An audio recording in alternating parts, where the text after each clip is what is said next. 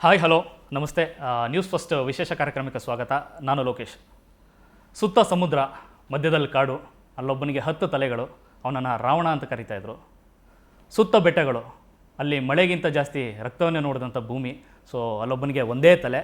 ಅದ್ಯಾರು ಅಂತ ನಾನು ಹೇಳಿದ್ರೆ ಚೆನ್ನಾಗಿರಲ್ಲ, ಅದು ಇವ್ರು ಹೇಳಿದ್ರೆ ಮಾತ್ರ ಸೂಪರ್. ಅದಕ್ಕೆ ಅಣ್ಣ, ಯಾರಣ್ಣ ಅದು?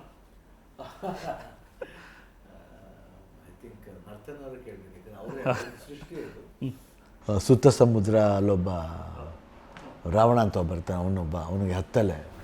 ಅದೇ ರೀತಿ ಇದೇ ರೀತಿ ಒಂದು ಸುತ್ತ ಬೆಟ್ಟ ಗುಡ್ಡ, ನದಿನೂ ಆಡುತ್ತೆ. ಆದರೆ ಆ ನದಿಲಿ ನೀರಲ್ಲ, ರಕ್ತದ ಹೊಳೆನೇ ಆಡುತ್ತೆ. ಅಲ್ಲೊಬ್ಬ ಇದ್ದಾನೆ, ಆದರೆ ಅವ್ನಿಗೆ ಒಂದೇ ತಲೆ. ಅದು 10 ತಲೆ ಕ್ಯಾರೆಕ್ಟರೈಸೇಷನ್ ಇದೆ. ಅವನ್ನ ರಣಗಲ್ಲು ಅಂತ ಕರೀತಾರೆ. ಆ ಥರ ಭಾರತೀಯ ರಣಗಲ್ಲು ಏನು ಐ ಥಿಂಕ್ ಸೃಷ್ಟಿನೇ ಈ ಒಂದು ನರ್ತ ನೋಡಿತು. ಅಂಡ್ ಅವ್ರು ಫಸ್ಟ್ ಮಾಡ್ಬೇಕಾದ್ರೆ ನಮಗೆ ಒಂದು ಕ್ವಶನ್ ಮಾರ್ಕ್ಲೇ ಸ್ಟಾರ್ಟ್ ಆಯ್ತು ಅದು. ಆಮೇಲೆ ಇಲ್ಲ ಮಾಡಿ ಚೆನ್ನಾಗಿರ್ತಾನೆ. ಆಮೇಲೆ ಮುರಳಿ ಬೇರೆ, ಆಮೇಲೆ ಓಕೆ ಮಾಡೋಣ ಅಂತ ಗೀತನಿಗೂ ಕನ್ವಿನ್ಸ್ ಮಾಡಿ ಸ್ಟಾರ್ಟ್ ನೋಡ. ಬಟ್ ಮಾಡ್ಬೇಕಾದ್ರೆ ಆತ ಒಂದು ಪವರ್ ಇಟ್ಕೊಂಡು ಮಾಡಿದ್ದು ಫಿಲಮ್.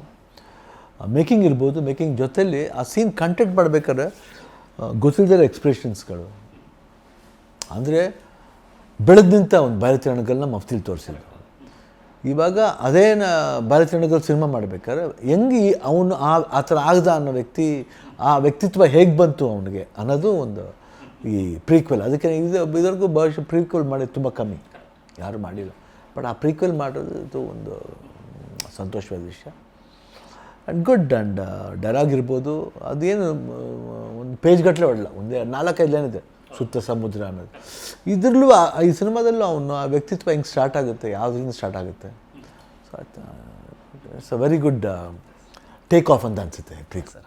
ಸಲ ಶಿವಣ್ಣ, ಸ್ಟಾರ್ಟ್ ಆಗೋಕ್ಕೂ ಮೊದಲೇ, ಅಂದರೆ ಸಿನಿಮಾದ ಅನೌನ್ಸ್ ಆದ ನಂತರದಲ್ಲಿ ಎಲ್ಲರಿಗೂ ಇದ್ದದ್ದು ಪ್ರಶ್ನೆ ಏನಂತಂದರೆ, ಮಫ್ತಿ ಸ್ಟಾರ್ಟ್ ಆಗುತ್ತೆ, ಸ್ಟಾರ್ಟ್ ಆದ ನಂತರದಲ್ಲಿ ಶಿವಣ್ಣ ಇವಾಗ ಬರ್ತಾರೆ ಅಂತ ಕಾದಿದ್ದೇ ಆಯಿತು. ಇಂಟ್ರೋಲಿಗೆ ಬರ್ತೀರ, ಅದು ತುಂಬ ಬ್ಯಾಂಗ್. ಅದು ಆ ನಂತರದಲ್ಲಿ ಕಾಡಿದ್ದು ಒಂದೇ ಪ್ರಶ್ನೆ, ಭೈರತಿ ರಣಗಲ್ಲಿ ಸಿನಿಮಾದ ಉದ್ದಕ್ಕೂ ಶಿವಣ್ಣ ಅವ್ರು ಇರ್ತಾರ ಅಥವಾ ಇಲ್ಲೂ ಆ ಥರದ್ದು ಏನಾದ್ರು ಬೇರೆ ಥರದ್ದು ಇರುತ್ತೆ ಕತೆ ಅಂತ? ಬರ್ತೀನಮ್ಮ. ಅದಕ್ಕಂದ್ರೆ ಫುಲ್ ಫಿಲ್ಮ್ ಅವನೊಬ್ಬನೇ ಅಳವಡಿಸ್ಕೊಳ್ಳಲ್ಲ. ಅಂದರೆ ಆ ಭೈರತಿ ರಣಗಲ್ ಆಗಬೇಕಂದ್ರೆ ಬೇರೆ ಬೇರೆ ಪಾತ್ರಗಳು ಇರಬೇಕಲ್ಲ. ಸೊ ಅವ್ರ ವಿಶೇಷತೆ ಏನು, ಅವ್ರ ಪಾತ್ರಗಳೇನು, ಹೆಂಗೆ ಸ್ಟಾರ್ಟ್ ಆಗುತ್ತೆ ಅನ್ನೋದನ್ನ ಭಾಳ ನೀಟಾಗಿ ಮಾಡ್ಕೊಡ್ತೀವಿ. ಪ್ರೀಕ್ವೆಲ್ ಅನ್ನೋ ಪದವನ್ನು, ಅಂದರೆ ಕನ್ನಡಕ್ಕೆ ಮೊದಲ ಬಾರಿಗೆ ಇಂಟ್ರೊಡ್ಯೂಸ್ ಮಾಡ್ತಿರೋದು ಭೈರತಿ ರಣಗಲ್ ಸಿನಿಮಾ. ಎಲ್ಲ ಸೀಕ್ವೆಲ್ ಮುಂದೆ ಓಡ್ತಿರುವಂಥ ಸಂದರ್ಭದಲ್ಲಿ ಪ್ರೀಕ್ವೆಲ್ ಏನಕ್ಕೆ? ಅಂದರೆ ಉಲ್ಟಾ ಹೇಳಿದಾಗ ಹೆಂಗಿರುತ್ತೆ ಅಂತ. ಅಂದರೆ ಒಂದೊಂದು ಕ್ಯಾರೆಕ್ಟರ್ನ ಹೇಳ್ಬಿಟ್ಟು ಅವನು ಹಿಂಗೆ ಆಗೋದಕ್ಕೆ ಏನು ಕಾರಣ ಅಂದರೆ, ಪ್ರತಿಯೊಂದು ಒಬ್ಬರಿಂದ ಜೀವನದಲ್ಲೂ ಒಂದು ಕಾರಣ ಇರುತ್ತೆ. ಅಂದರೆ ಅವನು ಸಡನ್ನಾಗಿ ಆಗ್ತಾನೆ, ಇಲ್ಲ ಒಂದು ರಿವೆಂಜ್ ಇರ್ಬೋದು. ಆ ರಿವೆಂಜ್ ಅನ್ನೋದಕ್ಕಿಂತ ಆಂಬಿಷನ್, ಒಂದು ಅಂಬಿಷಿಯಸ್ ಕ್ಯಾರೆಕ್ಟರ್. ಯಾತಕ್ಕೋಸ್ಕರ ಹಂಗೆ ಆಗುತ್ತೆ, ಏನು ಅಂಬಿಷನ್ ಇಟ್ಕೊಂಡಿದೆ. ಯಾಕೆ ಇದು ನ್ಯಾಚುರಲಾಗಿ ರಿವೆಂಜ್ ಕಂಪೇರ್ ಮಾಡಿದ್ರೆ ಅಂಬಿಷನ್ ಇಸ್ ಡಿಫ್ರೆಂಟ್. ಅಂಬಿಷಿಯಸ್ ಏನು ಅಂಬಿಷನ್, ಒಂದು ಯಾರ ಅಂಬಿಷನ್ ಅದು. ಬಟ್ ಆ ಅಂಬಿಷನ್ ಫುಲ್ಫಿಲ್ ಮಾಡಬೇಕಾದ್ರೆ ಯಾವ ರೀತಿ ಬದಲಾವಣೆಗಳಾಗುತ್ತೆ. ಒಬ್ಬ ಇದು ಅದರಿಂದ ಹೋಗ್ತಾನೆ, ಅದಲ್ಲ. ಇದು ಬಂದ್ಬಿಟ್ಟು ಒಂದು ಅಂಬಿಷನ್ ಇಟ್ಕೊಂಡು ಮಾಡಿದಂಥ ಒಂದು ಪಾತ್ರ. ಮೊದಲೇ ಕನ್ಸ್ಕೊಂಡಿದ್ದೀರಾ ಶಿವಣ್ಣ ಈ ಥರದೊಂದು ಪ್ರೀಕ್ವೆಲ್ ಮಾಡಬೇಕು ಅಂತ ಮಫ್ತಿ ಟೈಮಲ್ಲಿ? ಇಲ್ಲ, ಆ್ಯಕ್ಚುಲಿ ಮಾತುಕತೆ ಇತ್ತು. ಮಫ್ತಿ ಮಾಡಬೇಕಾದ್ರೆ ಮಾಡ್ಬೋದು, ಯಾಕಂದರೆ ಸಾಕಷ್ಟು ವಿಷಯಗಳಿದೆ.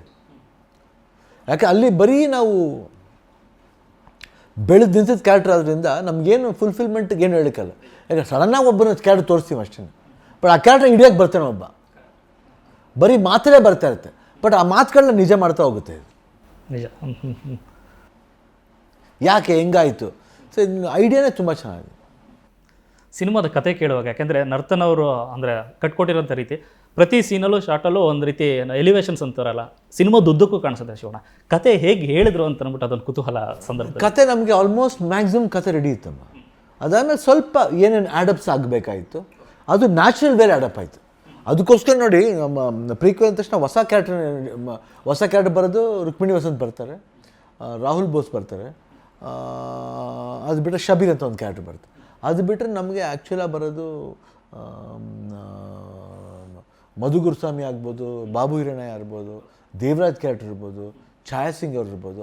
ಇವರೆಲ್ಲ ಆ್ಯಕ್ಟ್ ಮಾಡಿದ ಕ್ಯಾರೆಕ್ಟರ್. ಆ್ಯಂಡ್ ಅವಿನಾಶ್ ಕ್ಯಾರೆಕ್ಟರ್ ಒಂದು ಇಂಟ್ರೊಡ್ಯೂಸ್ ಆಗ್ತದೆ. ಓಕೆ. ಓಕೆ.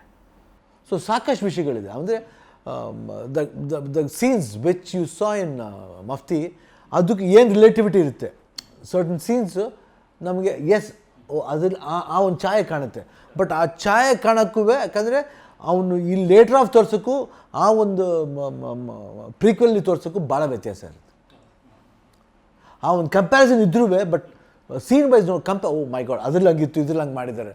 ಆ ಒಂದು ಇದನ್ನು ಯಾತಿಗೋಸ್ಕರ ಮಾಡಿದ್ದಾರೆ ಅಂದರೆ ಅಷ್ಟರ ಮಟ್ಟಿಗೆ ಅವನ ರಾಕ್ಷಸ ಒಂದು ಕ್ರೂರಿ ಅನ್ನೋಕ್ಕೆ ಯಾವ ರೀತಿ ಪದ ಯೂಸ್ ಮಾಡೋಕ್ಕೆ ಅದು ಪ್ರೀಕ್ವೆಲ್ಲಿ ಬೇರೆ ಥರ ತೋರಿಸಿದೆ.